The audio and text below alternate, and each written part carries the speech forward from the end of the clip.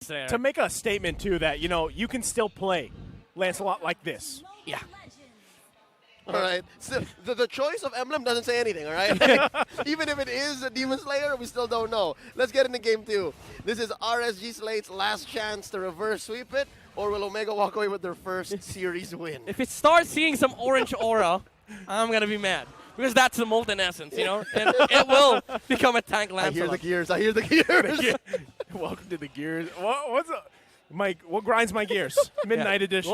Welcome to the desk, you know, gentlemen. Lancelot, it's a hero that does a lot of damage, if not the tank build. But we'll see. We'll see how it all plays out here, right? I mean, they still gotta. They're gonna have to transition to this already. The fight, though, breaking out for the Lith Wanderer. H2O taking quite a bit of damage. Ryzen, though, just gonna poke a little bit here. Might actually want to contest this too. Part of the jungle goes in, uses that retribution as well. He's going to back off for now. Miko, no dash, I think. Charge up here, and they back off for now. Okay, I don't see any orange aura aside from the orange buff. Well, this is usually the timing where you get the molten essence, so I think we're safe. Homie could possibly be behind. Look, he didn't get his smaller camps from up top. I mean, don't get the gear started, Leo. They're already started. They're going to be grinding here pretty soon. Yeah, nice dodge. So, again, going back to this lineup specifically, however Ryzen decides to build this Lancelot, I feel like you still have the damage in check, right? A lot of it is going to be the magic damage, though. So if itemization comes into play here for RSG Slate, and they have all those magic resist items that they really need to survive that burst, I feel like that's where it's troublesome for Omega. So I would like, with that being said, to see Ryzen just go damage so that they have that physical aspect. They need that supplement because your main problem is that if Kelra tries to man-fight a carry, it's hard to do that because she just outputs so much damage. Well, they're going to go for it now. Nav's going to get taken out by Miko. H2O, though, able to secure the first turtle of the game. Against a Lancelot. And against a losing team fight. You lost your XP laner, but you still had eyes on the objective. All right. What? Okay, they get the Purify out. Nice hook there. So Kelra doesn't have that, but Miko's just around the corner. There's a flicker bite though from the Franco, but again, Kufra is up there to protect the Hadra, just to be able to give him some breathing space to make sure that the mid-game spike is open for Smart Omega. We're about 3 minutes in. Omega up by about 500 gold. I saw the orange aura. No. That's it. The no, gears have been grinded, folks. At best, it's a hybrid build. And at best, it's the tank build. I see the molten essence. Who needs physical damage when you can melt them to death? With what? The molten essence. I mean, the main concept of Lancelot against Fredrin is that you're able to walk away from the Fredrin. Now you want to maximize the damage from the molten essence. You have to stick with the Fredrin. Why win in 5 seconds when you can win in 15? But you still win anyways. Because it's all about Omega timers. Yeah. That's why. Bring it to the late game. Tank a lot wins. Right. It's about prolonging the fights, right? Yes, I was going to say, Midnight, even Renzio's Lapu-Lapu, all right? The showstopper has unorthodox amount of damage, right? You experienced I guess, a Lapu-Lapu, so yeah.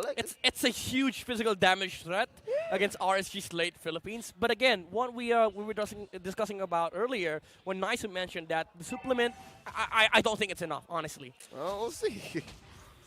Well, I mean, at this point, you can see them focusing here on the bottom side. Ryzen trying to make his way there.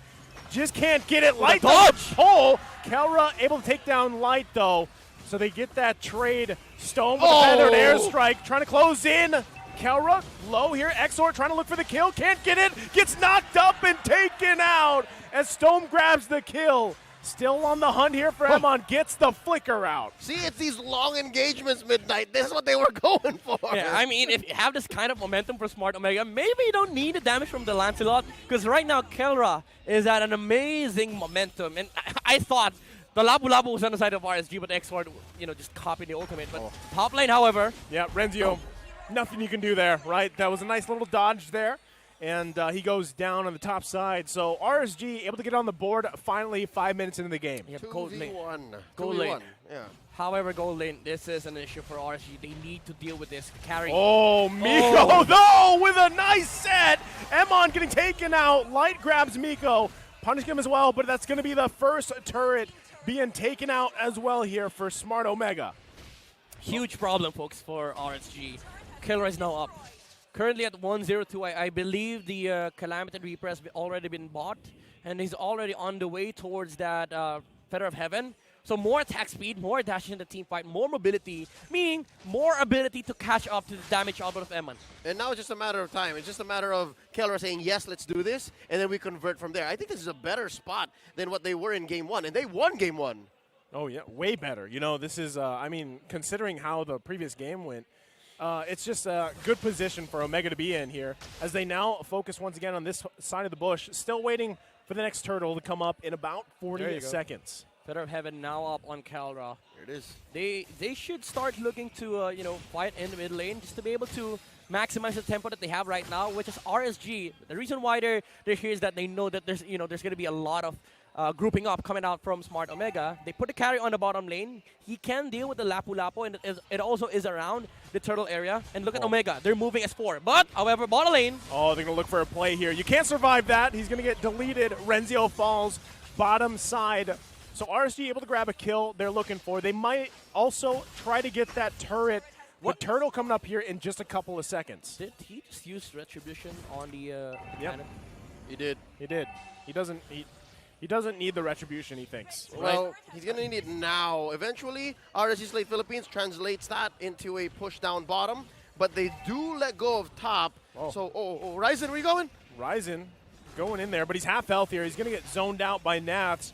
So, yeah, H2O doesn't need that Retribution. Thankfully for that turtle, he secures it for them, but they do lose the turret tier 2 top side. Yep, we haven't seen the not specialty, however, yet with the Yuzong, but there was a glimpse against Ryzen. It's hard for Smart Omega to contest objectives like that, especially when RSG is grouped up around objectives, because you also have to worry about the potential catch coming out from the Franco and also the Petrify combo after the Black Dragon form, which is why Omega, they decided to go with a tower on the top lane. It's a much better trade, I think, because the resource battle is really, really important in this game. The economical damage that Omega is bringing into the table, does put a lot of lid to stop the farming ability of the carry, which means bigger window for the Harris to play with. Midnight, it's not even a hybrid build, it's all in tank. It's all in tank, yeah. I was about to say, Yeah. I was looking at the damage output of Ryzen earlier. Quite on the lower spectrum. But again, Kelra is an amazing momentum right now, so I think you're given a free pass to do that. But late game, however, that's going to become an issue because carry shreds through that. Different story when we come late game. Yeah. Speaking of which, we're at the 8-minute mark. Lord spawns in about a minute. I believe Stome used that to just clear the wave and check other bushes. RSG, though, has owned the lower half of the map for a majority of the past 5 minutes. I think they're doing an okay job here, right? RSG SLATE, given how pretty much the early game went in favor of Smart Omega here, RSG has done a pretty good job at just holding on. Now, biggest thing is, like you mentioned, Emon, right? And how this next Lord goes. Because what you're seeing is Smart Omega, they're going to go ahead and clear as much as they can, clear some of these lanes, even them out, so that they can have a better position favoring for this Lord, which they already do, right? They have that tier 2 down top side. Everybody's holding on to their tier 1s in the mid lane, but still, if they can find a pick, then they're going to set themselves up for that first Lord coming up now. Yeah, RSG, they're doing a buddy-buddy system right now just to be able to clear waves. Bottom lane, however, Vico come in. There's the damage. Exort able to grab the kill. Zaman Force comes out. Kelra now wants to punish Light as he makes him fall, picking up the Holy Crystal as well. So that's a trade, the 1-for-1, and it's Light and Renzio that are down. It's RSG's turn right now to, look for a crazy and chaotic fight. And look at this. Nav's going in, but look at the damage there, getting punished. Nav's not sure what he was thinking, but still, Ryzen working on this Lord. This should just be a free Lord here for the hands of Smart Omega. Well, I do give the credit to the tank Lancelot. It's a much better Lord taking hero compared to the physical damage Lancelot because of the passive damage that you get from the Retribution, the higher HP you have. So Omega, again, they get the control over the objective. Again, it's a big commitment from Nuts to try and, pick off Stone right there. But still, RSG is doing a fantastic job on just controlling the map, getting something out of it, and having Eman just completely farm during this window where Omega is quite silent in Torment. And that's the key here. The fact that RSG still is doing something with a bad situation. We'll see if the turn actually happens, the switch up. Look at this now. Omega's going to start making use of this 3K gold. They're going to live inside RSG's jungle. Where RSG's not, best believe Omega's going to take everything there. Yeah, you can see, like, even RSG was trying to do the same thing, right? They're looking for those picks. But unfortunately, every time they find one, there's an answer. Okay, Miko's going to whiff that, but they do get the tier 1 finally. Mid lane, Lord still being slowed down a little bit by Navs. They're trying to hold on to any space they can here before that siege into the base. Yeah, this is really becoming hard for RSG. Hard to defend against the onslaught of Omega, even though Miko whipped the flicker combo there. It just shows the amount of threat that they have right now, especially with 2 dominance eyes on their side. The damage output is still limited on Ammon because of the attack speed reduction. And you see 2 Divine Glaives coming out from Killera and Stone. So more damage output on the magic department for the side of Smart Omega. They don't even need physical right now. Are we going to force Ammon back? Nav trying to buy some time here. Turret finally getting taken out. Renzio jumps in the backside. Here comes Horizon. It's a tank a lot. Can't get the kill, though, he was looking for. Exord comes in, able to take Horizon out. Now Kelra the focus. Ammon taking Kelra down.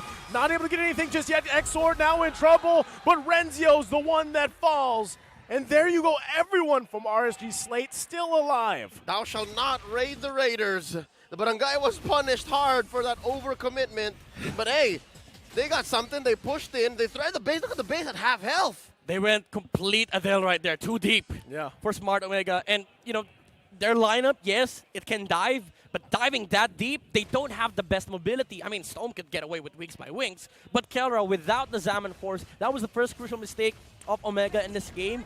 RSG, they can chase. They have the Dragon, they have Fredrin, and also the Valentina could just control the heroes on the side of Smart Omega, and that gave a lot of space for Eman to work with, and he was able to move around the team fight, and he found Kelra. And the damage output, right now we're seeing, without the effect of the Dominance Ice, any hero on the side of Omega dies within 2 seconds. And that is Kelra's first death in this series.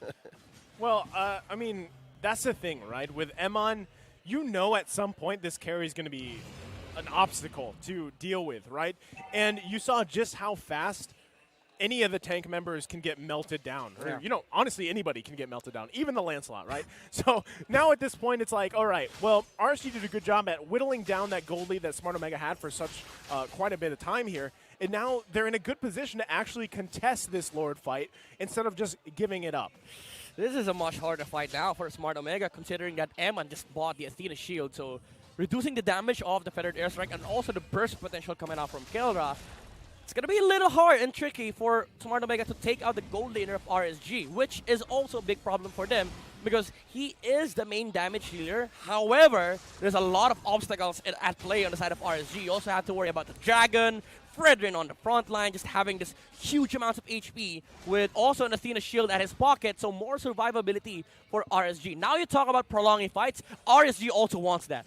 Well, right now, the hook's going to land here on the mark as he gets deleted off the map. Renzio out of here. 2 Iron seconds. Hook on target. And like we said, it's only going to take a couple of seconds for someone to get whittled, actually just bursted down with the way that carry works here. So still, Miko might be looking for an angle himself. A Lord here just above half health. No one committing just yet as it's danced around by both teams. Light. Renzio is down, though, so number advantage for RSG SLATE here. H2O still has to be careful how he approaches this fight. Bro, they dogpiled on the 2-time MPL champion Renzio. I've never seen a Lapu-Lapu melted that fast. Here's the jump. Miko, though, and they're going to punish Nats as he falls. Another hook's going to land here. Miko finally falling. Kelra takes out Exort, and they're pushing him back into the side as Kelra able to grab another kill, and a Lord is secured by Stone.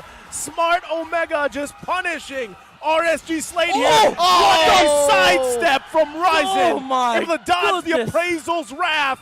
And this could be it as Smart Omega has their eyes set on the base of RSG SLATE. There's a push down bottom, and Omega are making a beeline down mid. Lord has spawned up top. It's the chaos. RSG SLATE does not know how to deal with the chaos. 7 seconds, 7 seconds. The cannon is inside the base. That's going to be it. Smart Omega in a clean fashion, sweeping this series 2-0 versus RSG SLATE.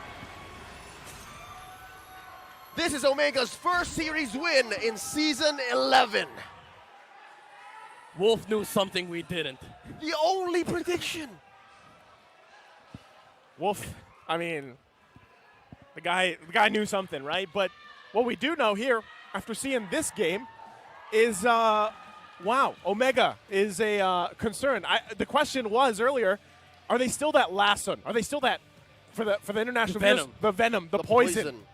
I think yes, they are. This is clearly an answer to that question. Yes. Yes. I mean, we can predict drafts. Wolf can predict series outcomes.